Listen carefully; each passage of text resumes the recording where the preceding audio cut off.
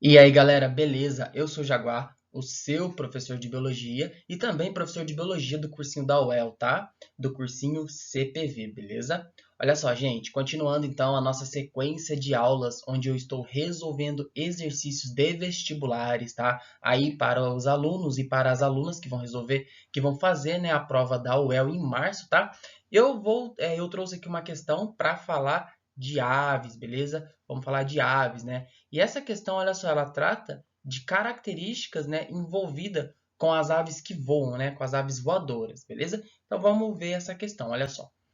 Essa questão é da UEL e ela fala assim: considere os seguintes itens, né, os itens abaixo. Aí traz item um, 2, 3 e 4, né? Olha só, pessoal, no item um, deixa eu apagar aqui, no item um fala assim: presença de quilha, tá? Presença de quilha no externo. Presença de glândula uropigiana, tá? No item 2. Item 3, músculos peitorais potentes. E no item 4, esqueleto com ossos sólidos e pesados, tá? Então a UEL te deu esses itens e pergunta: constituem requisitos para as aves voadoras apenas. Então, quais requisitos, né? Um, dois, três ou quatro desses itens aqui são necessários para que as aves possam voar, né? Então, pessoal, olha só, os requisitos é presença de quilha no externo. Aqui, ó, olha só essa imagem, tá? Esse osso aqui, ó, que eu estou circulando, ele é o osso, vou escrever aqui, ó, externo, tá, pessoal? O osso externo, tá bom? Com S mesmo, tá, gente? O osso externo. Professor, o que é esse osso externo? Esse osso externo aqui, pessoal, nas aves, ela tem uma estrutura chamada quilha, tá? E graças a essa estrutura aqui, a musculatura consegue se prender bem, tá? O que facilita o voo, né? Que permite com que as aves voem. Então, a um tá certo. Então, o que não tem um, como D e E, a gente joga fora, tá? Ficando, então, com A, B e C. Vamos lá. Então, a um é verdadeira. Aqui, ó. Presença de quilha. 2. Presença de glândulas uropigianas. Olha só, pessoal, essa imagem aqui, tá, ó. Perceba que essa ave, ela tá com, não sei se vocês já viram um pato, né, passando o bico aqui nessa região da cauda dele. Por quê?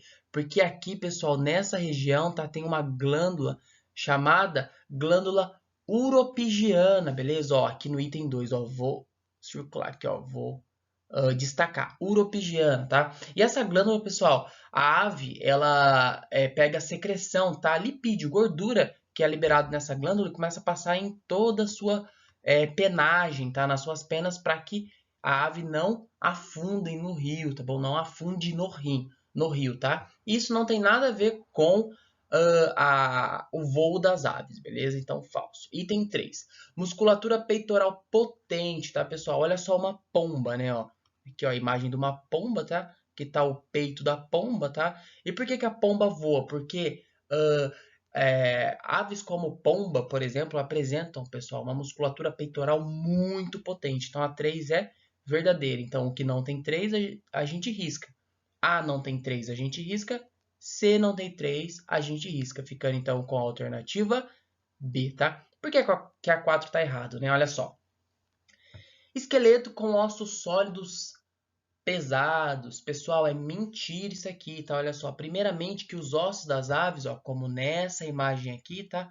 Os ossos das aves não têm um osso pesado, e sim um osso pneumático, né? Deixa eu escrever aqui, ó. Oh, caramba! Peraí, pessoal. Um osso pneumático, tá? Pneumático. Mático, um osso pneumático. O que é isso, professor? É um osso, olha só, cheio de buraco, ó, tá vendo aqui, ó, buraco aqui, buraco aqui, buraco aqui. Então é um osso todo cheio de buracos, isso faz com que a ave seja mais leve e isso faz com que as aves possam, né, voar, tá bom? Então nada a ver de osso pesado, osso sólido, osso denso, tá? Então, falso aqui, alternativa B para essa questão, fechou? Tá, pessoal, essa outra questão aqui, ó, a gente vai terminar, né, os exercícios de zoologia, tá? Que trata dos animais, beleza? Com os mamíferos, resolvendo o exercício aqui de mamíferos, tá? E aqui a gente vai falar da classificação, beleza?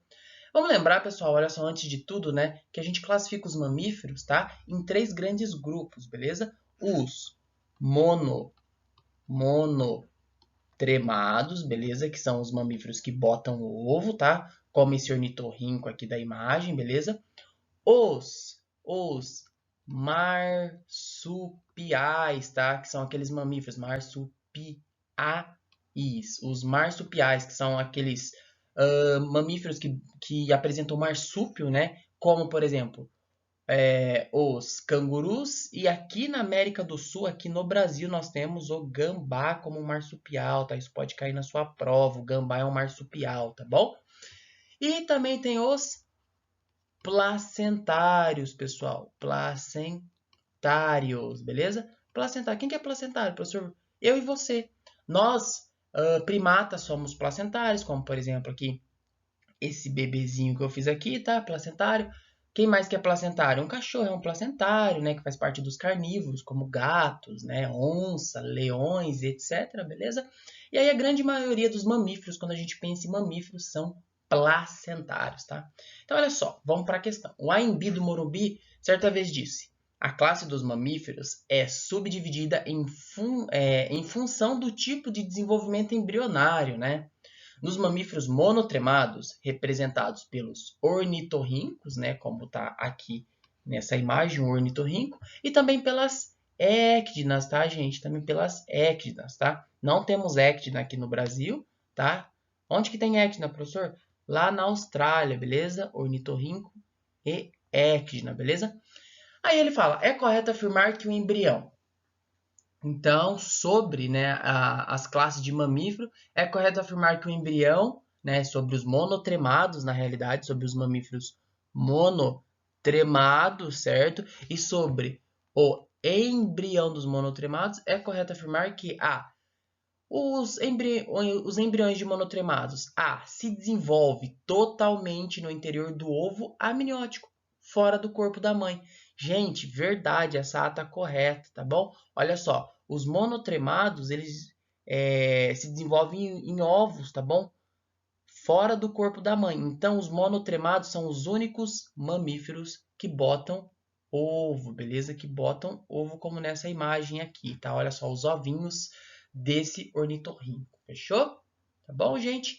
E lembrando que os marsupiais, como essa segunda imagem aqui, por exemplo, olha só, tá vendo o embriãozinho aqui dentro? Ó? Esse aqui é um embrião, tá? E esse embrião ele tá dentro de um saquinho. Esse saquinho a gente chama de marsúpio. Quem que tem os marsúpios? Os marsupiais. Professor, me dá exemplo de marsupiais? Olha só, os gambás aqui na América do Sul, tá bom? E também tem os placentários, né? Os placentários apresentam placenta, aqui é a placenta, gente, ó. Isso daqui é a placenta, tá? Os placentários apresentam a placenta, beleza? E o ser humano é um placentário, fechou? Então, olha só, alternativa A para essa questão, beleza? E essa é a última questão de zoologia. Bora para a próxima.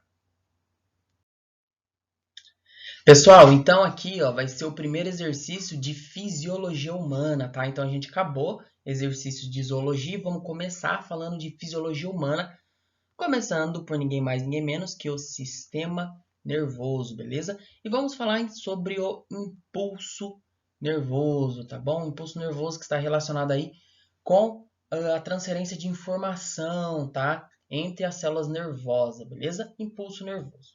Vamos lá. A FUVEST, né, um exercício da FUVEST diz o seguinte: examine a seguinte lista de eventos. Que lista, professor? Essa lista aqui, ó, essa lista de eventos, tá? Lista de eventos que ocorrem durante a propagação do impulso nervoso, tá? O impulso nervoso que ocorre nos neurônios, tá? Então, essa lista de eventos. Antes de olhar essa lista de eventos, vamos aqui, ó. Vamos vir aqui, tá? Pro comando da questão. Esse aqui é o comando da questão, tá? Ela que vai dizer o que a questão quer de você. E ela diz o seguinte: qual alternativa, né? Que alternativa apresenta a sequência temporal correta desses eventos, né? Então, dessa lista aqui em cima, né? Qual que é a sequência correta de eventos que ocorre? Eu já vou dar a resposta. Alternativa B para essa questão, né? Por quê, professor? Porque eu já vou aproveitar essa questão, né, para fazer uma revisão, olha só. Então, começa aqui, ó, pelo evento 1, né, que diz o seguinte: neurotransmissores atingem os dendritos, né, pessoal? Então, aqui, ó, essa região aqui, ó, são os dendritos, tá? São os dendritos. beleza? Então tudo começa com neurotransmissores, né? Com neurotransmissores chegando aqui nos dendritos, tá? Neurotransmissores chegando nos dendritos. Ai, professor, eu não consigo enxergar isso. Então, olha esse neurônio vermelho aqui, tá vendo? Olha só, pessoal, essa parte aqui, ó, é o final desse neurônio vermelho, fechou? O final desse neurônio vermelho. E olha só, pessoal, esse neurônio vermelho, ele vai liberar neurotransmissores nesse neurônio azul, tá? Então, isso aqui que eu estou fazendo em vermelho são neurotransmissores. E esses neurotransmissores vão chegar aqui nessa região que é o dendrito, tá? Então, primeiro, neurotransmissores atingem os dendritos, né? Depois, olha só, primeiro aqui depois vem aqui, ó, 4, né? 4 diz o quê, ó? O impulso se propaga pelos dendritos, é verdade. O impulso aí, pessoal, vai se propagar pelos dendritos, tá? O impulso vai se propagar pelos dendritos, fechou? Depois, 5, né? 5. O impulso chega ao corpo celular. Isso aqui, pessoal, é o corpo celular do neurônio, tá? Isso aqui tudo é o corpo celular do neurônio, beleza? E aí, pessoal, olha só, o impulso nervoso agora, ele vai chegar, né? Vai se propagar aqui, olha só, pelo corpo celular desse neurônio. Fechou? Pelo corpo celular desse neurônio. Depois aqui 3, ó. 3 aqui, ó. 3, ó. O impulso se propaga pelo axônio, é verdade, pessoal. O impulso se propaga pelo axônio, tá? Só que de forma saltacional, ele vai pulando, ele vai saltando, tá? Ele vai saltando, saltando, beleza? Então, ele vem nesse sentido aqui, ó. Beleza? Se propaga pelo axônio. Só que saltando, tá, pessoal? O impulso nervoso, ele salta. É um impulso nervoso saltacional e é assim que vai estar na sua prova, tá? Então, ele se propaga pelo axônio. Ah, professor, não consegui enxergar esse salto. Ó, ele salta dessa forma aqui, ó. Olha só esse neurônio vermelho, ó. Ele salta assim. Professor, por que que ele salta? Porque primeiro é mais rápido e porque segundo, tá vendo? Essa estrutura aqui, ó, que eu tô circulando, isso aqui chama bainha de mielina. Aqui, ó, outra bainha de mielina, outra bainha de mielina, tá? Então, o impulso nervoso, ele é nessa direção aqui no axônio, tá? E por último aqui, 2, pessoal, ó. Por último aqui, 2. Neurotransmissores são liberados pela extremidade do axônio. Então, pessoal, olha só. Aqui, ó, aqui é a extremidade do axônio, beleza? Aqui é a extremidade do axônio. E vai acontecer o seguinte, olha só, neurotransmissores vão ser liberados por essa extremidade do axônio. Neurotransmissores serão liberados por essa extremidade do axônio, tá? E olha só, esse neurotransmissor que vai ser liberado desse neurônio aqui amarelo, que vai chegar nesse neurônio aqui azul, né? Essa comunicação que ocorre entre neurônio amarelo e neurônio Vamos lá de novo. Essa comunicação que ocorre entre neurônio amarelo e neurônio azul chama-se sinapse, tá, gente? Sinapse, beleza? Então, pessoal, olha só. É assim que ocorre, tá? Primeiro, neurotransmissores atingem os dendritos. Segundo, o impulso se propaga pelos dendritos. E depois, o impulso chega ao corpo celular. Depois, o impulso se propaga pelo axônio. E por último, neurotransmissores são liberados pela extremidade do axônio, tá? É assim que o impulso nervoso se propaga, tá, gente? Então, olha só, na sua prova de vestibular, e se liga no que eu vou falar agora, na sua prova de vestibular, pode aparecer que o impulso nervoso se propaga sempre, sempre, sempre, sempre dos dendritos para o axônio, né? O terminal axonal, nesse sentido aqui, beleza, pessoal? Guarda isso no coração que isso cai em provas, fechou?